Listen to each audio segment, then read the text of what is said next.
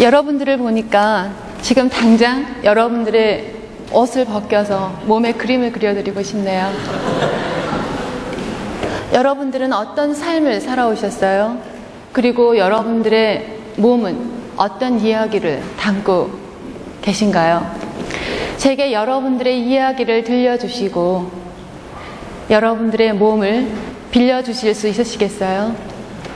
저는 여러분들의 이야기에 귀를 기울이고 손을 잡아드리고 여러분들의 기쁨, 슬픔, 고통을 함께 나누겠습니다.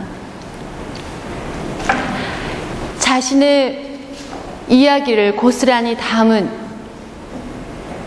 이미지를 저는 시각화해서 여러분들의 몸에 담아드리도록 하겠습니다. 제가 여러분들의 이야기에 귀를 기울이고 손을 잡아주고 함께 공감하고 나눌 때 여러분들은 저와 함께 하나가 되는 거거든요. 대학 시절 제 작품의 소재는 인체욕구 그리고 소위 얘기하는 에로티시즘, 원초적 본능과 삶에 대한 표현이었습니다. 이런 작업들을 하면서 굳이 왜 사각 틀을 벗어나지 못하는가에 대한 고민이 있었어요.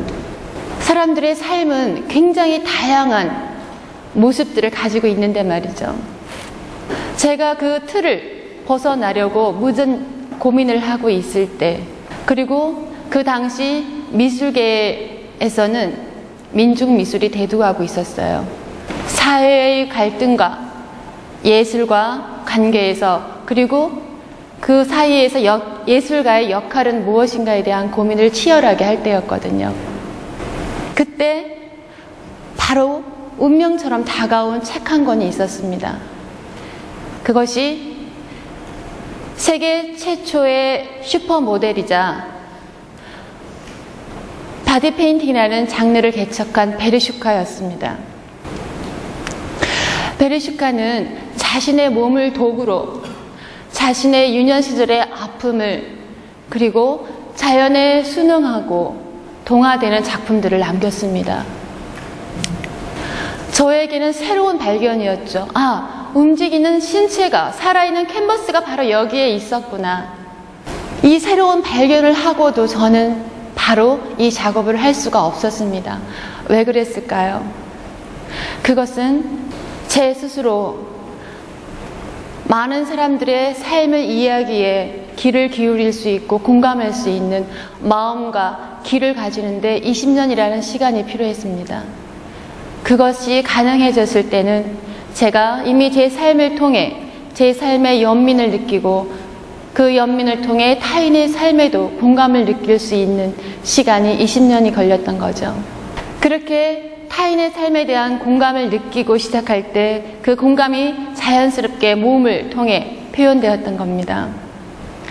대표적으로 제가 함께 작업한 2명의 모델에 대한 이야기를 들려드리겠습니다. 클라라예요. 미국계 혼혈아예요.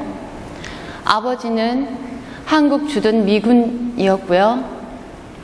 엄마는 전쟁 고아로 성장해서 아빠를 만나서 혼인을 하지 않은 상태에서 클라라를 낳았습니다.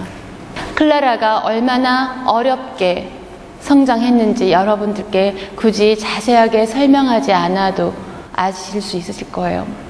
클라라는 그랬습니다. 제게 내가 미국인인지 한국인인지 얼마나 많은 정체성의 혼란을 느끼며 성장했는지 모른다. 우리가 너무나 당연시 여기는 일상들이 클라라에게는 아주 큰 소원이었습니다. 그것은 무엇이었냐면 평범함이었습니다. 평범함. 저는 그래서 그녀의 소원대로 가장 소박한 삶을 이 땅에서 이루어 나가라는 뜻에서 십장생도를 그려주었습니다. 이 그림은 클라라의 과거와 현재와 미래가 고스란히 담겨져 있어요. 유년 시절 엄마가 일 나가고 혼자 아빠는 떠나고 혼자 클라라를 키우는 엄마, 일을 해야 되겠죠. 외로운 그 어린 유년 시절의 기억을 표현하고 있는 거고, 매번 사랑 앞에 좌절을 하고 있는 클라라의 등을 돌린 모습입니다. 클라라는 이제 결혼을 앞두고 있습니다. 사랑과 현실 속에, 그리고 이 척박한 대한민국의 편견이라는 높은 벽 앞에서 매번 좌절을 느낍니다. 그녀가 원하는 진정한 평범한 삶이 그토록 어려운 것이었을까요? 참 많은 아픔과 기억에 남는 모델입니다.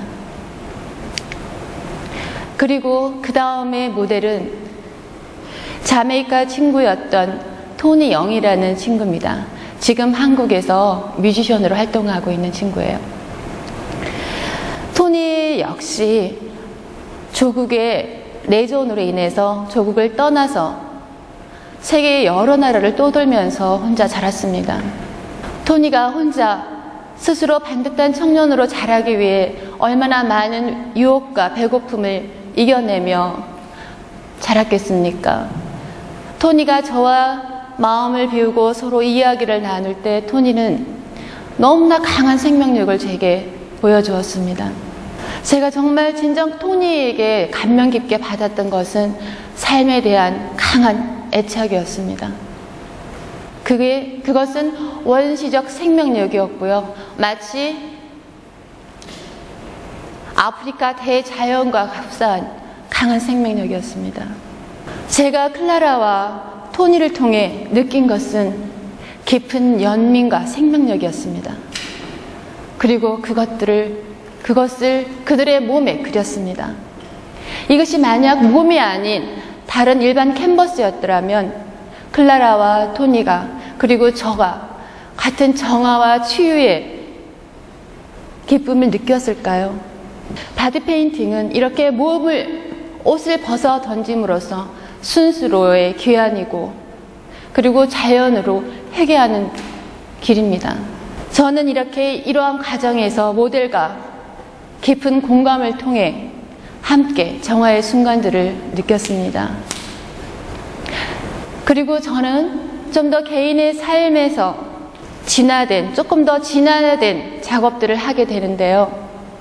그것은 바로 움직이는 몸에 직접 그림을 그리게 되는 거죠. 사람이 몸을 움직이게 하려고 그러면 필요한 것이 뭐가 있습니다. 그것은 음악이지요. 음악을 들으며 몸을 함께 움직이며 저 역시 움직이는 모델과 같이 동화되어서 무언가를 표현을 하는 거죠. 그 이전에는 개인의 삶에 집중해서 그들의 삶을 기록하는 작업을 하였다면, 이제는 그 개인이 살고 있는 사회의 이야기를 기록하고 표현하는데 제가 조금 더 고민을 하게 된 거죠. 그리고 이러한 움직이는 그림은 현대 미술에서 원하는 장르를 허무는, 그리고 다시 그러한 새로운 장르를 만드는 데 발전하는 어떤 제게 계기가 되었습니다. 제가 좀 더 사회의 여러 모순들에 대해서 고민을 할 때 이 사회는 또 다른 클라라와 토니의 모습이었습니다. 갈등과 반목, 그리고 폭력과 파괴.